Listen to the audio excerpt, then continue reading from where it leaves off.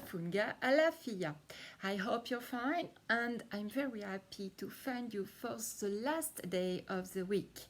D'accord? Tout de suite, nous retrouvons notre petit programme de cette journée qui va surtout être utilisé, tu vas le voir, pour des révisions de tout ce qu'on a travaillé cette semaine. D'accord? Donc tu retrouves le rituel de la date, une petite surprise, une lecture compréhension et enfin une étude de la langue en grammaire mais qui reprend des notions que nous avons vues ensemble. D'accord? Allez, on attaque.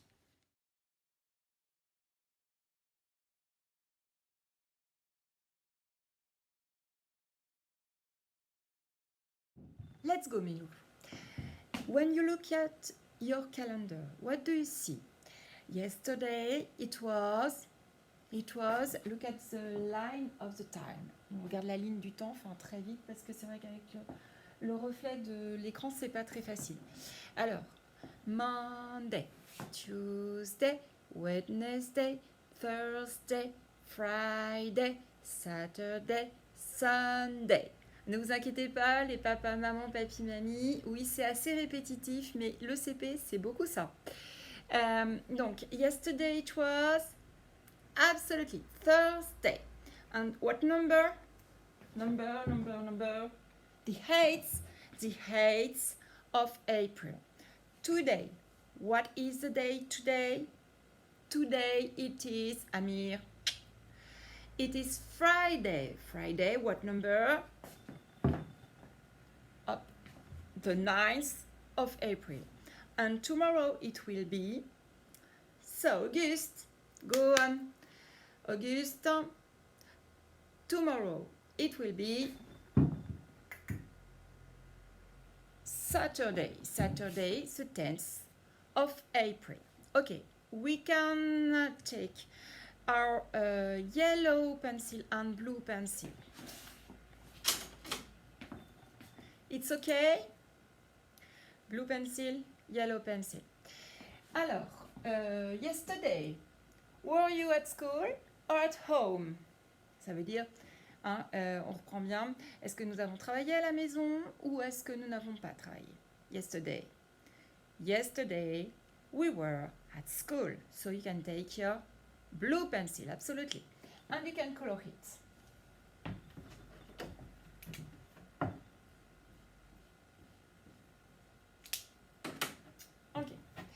Est-ce que nous pouvons colorier la journée d'aujourd'hui? Non, Amy, effectivement. Pourquoi? Pourquoi, Lizzie? Eh bien, parce que la journée vient juste de commencer. C'est absolument vrai, mes loulous. We can close our copybook and put it next to you. Et tout de suite, sans plus attendre, parce que je sens que vous êtes impatients, eh bien, quelle est la petite surprise?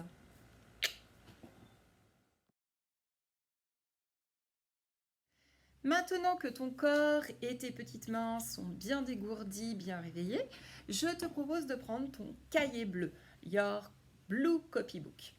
Et avec ton crayon à papier, eh bien, tu vas commencer par faire le rituel de la date sur le cahier. Donc toujours la marge rouge et on compte toujours, oui Fadil, 3 carreaux. Ok, c'est parti. 1, 2, 3 et nous sommes vendredi. Alors, voilà, ceux qui ont encore besoin d'un référentiel, absolument pas grave d'ailleurs, hein. Ces jours de la semaine sont à retrouver sur la ligne du temps. D'accord? Vendredi, on avait dit quel numéro? C'était le 9. Bravo, 9 avril. Après avoir écrit la date, eh bien, tu vas récupérer la petite devinette du jour, bonjour, sur toujours le thème du printemps. Dans les fichiers de papa et maman, ça ressemble à ça aujourd'hui. D'accord? Papa, maman, un petit coup de main pour lire le texte. Alors, allons-y. On écoute bien. Je suis un végétal. Ça, on avait déjà eu ça hier, d'accord? Végétal, végétation. Je change de couleur durant l'année. Qu'est-ce qui change de couleur durant l'année? Je peux mesurer plusieurs mètres. J'ai un tronc, des branches, alors là c'est facile pour tout le monde, et des feuilles. Alors surtout en ce moment, hein, il commence à en avoir pas mal. Il s'agit... Eh bien oui, effectivement, Victor, il s'agit de l'arbre. Bravo. Alors, on va coller notre petite devinette sous la date, d'accord? Et tout de suite, on écrit la phrase réponse avec sa plus jolie écriture. On y va, Ézéchiel, Solane, Timéo, Jaffré, on adore écrire. On prend son beau crayon de papier et c'est parti. Alors, il va majuscule. Donc, j'ai collé, hein. Je vais contre la marge, majuscule. Casquette en l'air, les deux collines.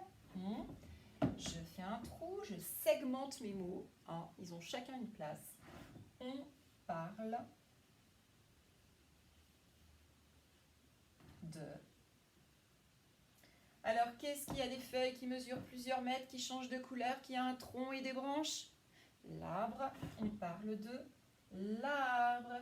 Dites-moi, ça vous dit quelque chose ça? Tac, tac, tac. Allez, on fait des liens. Et oui, le mot arbre commence par... Bravo Fadi. Une voyelle. Donc, notre article, eh bien, on remplacera la voyelle de l'article par une apostrophe. Et on n'oublie pas le point, bien sûr. C'est bon pour tout le monde? On prend le temps de l'écrire, hein.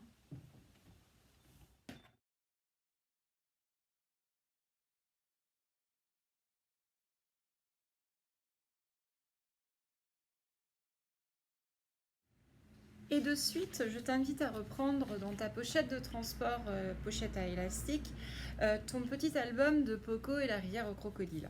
Donc hier, je te demandais un tout petit travail de compréhension sur le début du texte. Et je t'avais demandé pour aujourd'hui de lire les 2 pages suivantes. Donc, bon, ben je vais continuer moi la lecture un peu seule, hein, j'avoue, en classe. Jusqu'où vous devriez vous être arrêté. Alors, nous étions rendus à voilà, la belle-mère de Poco, qui n'offrait jamais rien à manger à Poco, mais lui donnait de grands coups de bâton et l'obligeait à travailler du matin au soir. Tu te souviens? Donc tu as tourné la page. Un jour, elle remit à Poco un gros maillet qui servait à piler le mil et lui dit: Rends-toi au Kilibundé, la rivière au crocodile, et va me laver ce maillet. Ramène-le-moi si propre que je puisse me voir dedans. Allez, dépêche-toi. Toujours aussi sympathique, la belle-mère. Désespérée, la petite Poco éclata en sanglots. Elle n'en croyait pas ses toutes petites oreilles. La rivière était très éloignée, mais aussi très dangereuse. Elle regorgeait de serpents, crocodiles et d'autres animaux très dangereux. Voilà est décidément trop méchante, se dit-elle. En m'envoyant là-bas, elle sait bien qu'elle ne me reverra plus. Tous ceux qui se sont déjà aventurés jusqu'à la rivière aux crocodiles n'en sont jamais revenus. Donc je crois qu'on s'arrêtait ici, si mes souvenirs sont exacts. Papa, maman ou la personne qui accompagne l'enfant dans sa lecture, nous sommes au mois d'avril. L'objectif de fin de CP n'est absolument pas d'avoir une lecture fluide, comme pourrait l'avoir un enfant de fin de CE2. C'est pourquoi un coup de pouce sur des mots où l'enfant bute vaut mieux que de le laisser s'enliser dans cette lecture qui va être pénible, qui va lui demander beaucoup d'efforts et où finalement il ne prendra plus aucun plaisir. Donc vraiment, vous êtes là en tuteur, vous êtes là en soutien pour que l'enfant acquiert le sens du plaisir dans le fait de lire. Donc très vite maintenant, j'en reviens à toi. Tu vas aller récupérer cette toute petite, donc tu vois, tu retrouves beaucoup. Tu vas aller récupérer cette toute petite feuille dans les documents de papa et maman, qui est en fait, comme hier, une petite question de compréhension, mais par contre, on voit que tu grandis, parce que pour répondre aux questions, tu vas avoir besoin de regarder ton livre, peut-être de revenir sur la lecture que tu viens de faire pour répondre aux 3 questions que je te demande. Ce sera collé dans le grand cahier de littérature, hein, le cahier de la maison avec les personnages de contes. Ok, on y va? Où Poco doit-elle se rendre? Dans quel endroit? Donc, Poco doit se rendre. Et je vous laisse terminer la phrase. On utilise les mots de la question pour écrire une réponse. Hein? On construit sa réponse. Je sais bien que je demande beaucoup pour des petits CP, mais je pense que d'abord, la plupart d'entre vous en êtes capables, et ensuite, c'est de toute façon ce qu'on va vous demander dans les autres classes. Autant prendre de bonnes habitudes le plus rapidement possible. D'accord ? Qu'est-ce que Poco doit faire là-bas? Et enfin, pourquoi Poco pleure-t-elle? D'accord? Donc, elle pleure parce que... Qu'est-ce que Poco doit faire là-bas? Poco doit... Voilà. Mais en fait, tu as juste à recopier et à utiliser ce que tu viens de lire. D'accord? Donc, ça, c'est pareil. Si votre enfant a besoin d'un peu plus d'une journée pour le faire, bah, donnez-lui plus d'une journée. D'accord? Il faut aussi qu'il y ait des intérêts au distanciel. Et ça en fait partie. Par contre, s'il vous plaît, dans la mesure du possible, les résultats de ce questionnaire, j'aimerais beaucoup les visionner.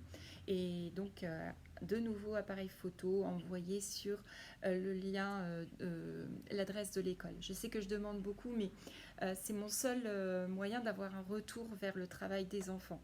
D'accord? Je vous remercie beaucoup. Allez, on continue avec la dernière chose que je voudrais faire avec vos enfants, avec vous mes petits loulous, pour cette première partie. Donc on va revoir des petites notions de grammaire qu'on a travaillées depuis en fait le début de la semaine, mais bon, c'était déjà des révisions pour certains. Allez, très rapidement, tu me dis ce que je présente en entier, groupe nominal en entier. Hein. Je te présente, très bien Noélie, une girafe. On peut aussi dire, Galiane, la girafe. Parfait. Maintenant, c'est rapide. Timéo Sarrazin, allez mon grand. On peut dire, je te présente un crocodile ou bien Lucas, le crocodile. Parfait. Alors, comment s'appelle, en fait, on revient dessus, comment s'appelle le tout petit mot qu'on met devant les autres? C'est le crocodile. Un crocodile. Donc ça, Nelson, ça fuse d'un coup. Victor aussi. Lizzie, allez, puise dans les tiroirs de ta mémoire. Le, un, qu'est-ce que c'est? Alors c'est super, Iloane, elle est réactive. Ce sont tous des articles. Ok. Ces articles, nous en avons revu certains cette semaine. Allez, redites-les-moi encore, l'art de la répétition. Le, la, un, une, mais pas que. L apostrophe, des et les. Ok. Alors dites-moi, quel renseignement va nous donner un article qu'on va placer devant justement cette bestiole? Le crocodile. Un crocodile. Ce mot-là, il appartient à quelle famille de mots? Les masculins ou les féminins? Allez, ça fuse. Thaïs, un crocodile masculin. C'est bien un et le, ce sont les articles qu'on met devant les mots qui sont masculins. On dit un monsieur. Masculin, monsieur. Je redis. Ok.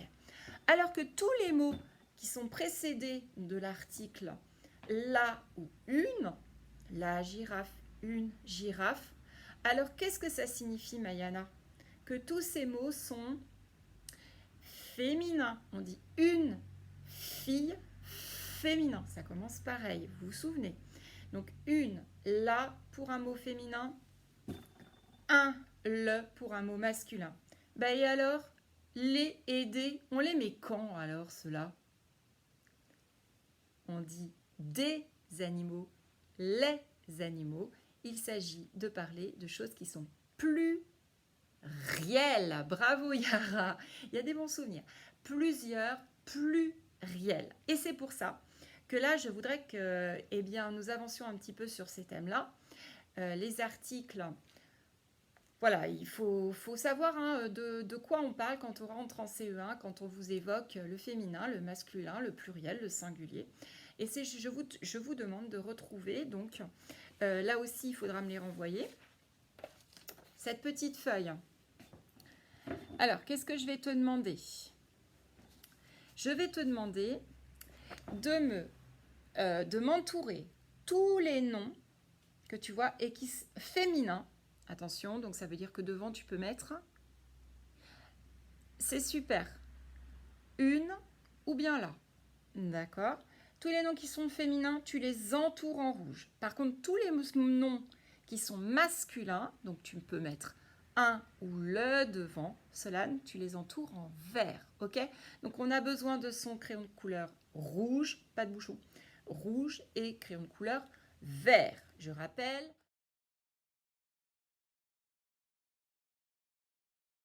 Le rouge, Méline, ça va être pour les noms qui sont féminins. Très bien.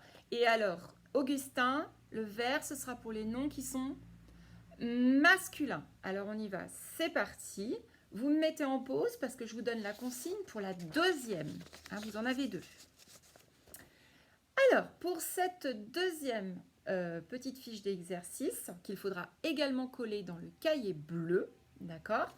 Eh bien là, je vais te demander, parmi tous les articles qui sont écrits ici, de choisir les bons articles que tu pourrais écrire devant le nom. D'accord? Banane, par exemple. Et là, j'approche la feuille pour faire exprès. Mais regarde ce petit mot, il a quelque chose de particulier qu'on avait vu en classe. Et il faut être très observateur. Approchez-vous de l'écran. Ici, ce mot, il est déguisé à la fin. Alors, c'est ça, c'est tout à fait ça, Auguste. Qu'est-ce qu'il a à la fin? Il a le serpent. Et le serpent, ça veut dire que c'est un nom qui est pluriel. Donc, dans ma liste qui est proposée, je peux mettre des ou bien les. D'accord? Par contre, on y va ensemble pour le mot qui est ici. Qu'est-ce que c'est que cette bête-là? On n'aime pas trop le matin. Réveil. Alors, réveil, Lucas. Qu'est-ce que tu mets devant le mot réveil? Je voudrais éteindre le réveil. On peut dire le ou alors je te montre un réveil. Donc le ou bien un. D'accord?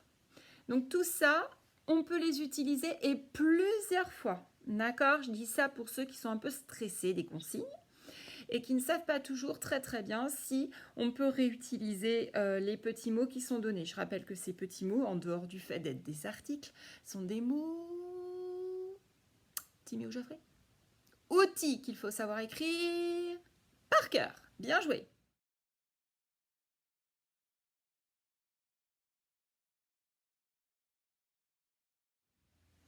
Alors maintenant, est-ce que tu te souviens du nom des deux familles de noms, justement? Hier, on l'avait vu. Quand je te présentais ça, je te disais c'est un crocodile, oui. Crocodile, il y en a plein partout, des crocodiles.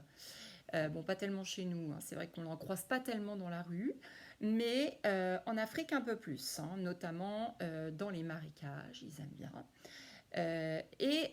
C'est un nom qui est commun à une espèce, c'est-à-dire qu'il y en a... Tu te souviens, j'avais dit, il ne s'appelle pas Nestor. Nestor, là, ce serait son prénom à lui. Ok? Et à ce moment-là, s'il s'appelait Nestor, on dirait que c'est son nom propre. Bien joué. On avait dit qu'un nom commun, vous avez construit normalement vos leçons sur le nom. Un nom peut être soit... Allez, on répète très rapidement. Thaïs, soit un animal, bien joué, soit Amir, une chose, un objet, et là j'en ai pas sous la main, mais je suis là. Voilà. Soit une personne, tout à fait Fadil, soit une personne. Donc, tout ça pour dire que tous ces noms, en fait, ils étaient tous des noms communs à partir du moment où on pouvait mettre quoi devant? Tu te souviens? Eh bien, ce qu'on vient de revoir, c'est-à-dire les articles. Donc, ce que je vais te proposer pour les vacances, c'est un petit jeu. Tu vas récupérer ça aussi dans la boîte de papa et maman.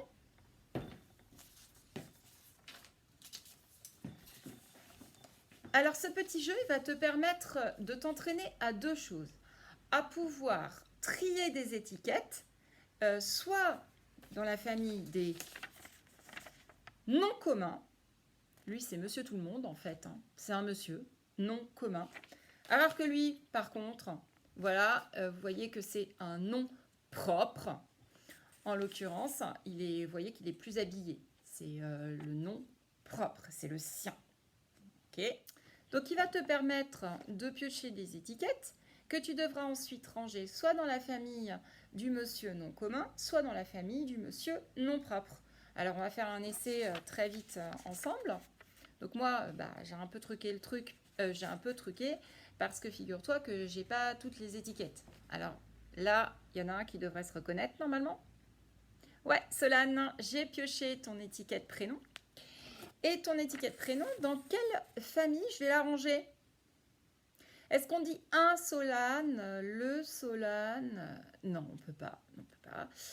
Et du coup, on va le ranger et dans la famille des noms propres. C'est son prénom à lui. Alors que si je pioche ceci, donc travail de lecture, pi, ra, te, peut-on mettre un article devant? Un pirate, le pirate. Bah tout à fait en fait. Donc, il faudra le ranger dans quelle maison, Amy? Chez les noms communs. Bah oui, il n'y a pas eu qu'un seul pirate hein, sur les mers. D'accord? Vous avez compris le principe? Donc n'hésitez pas pendant les vacances, vous pouvez commencer dès aujourd'hui si vous avez envie.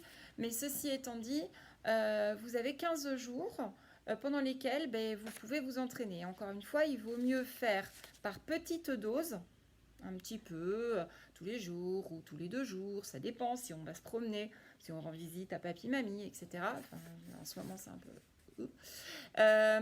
et puis, qu'une grosse quantité aujourd'hui et puis ne plus rien faire pendant 15 jours. D'accord, je compte sur vous. Bien et sans plus attendre, je te donne rendez-vous dans la deuxième partie de travail pour la journée de ce vendredi.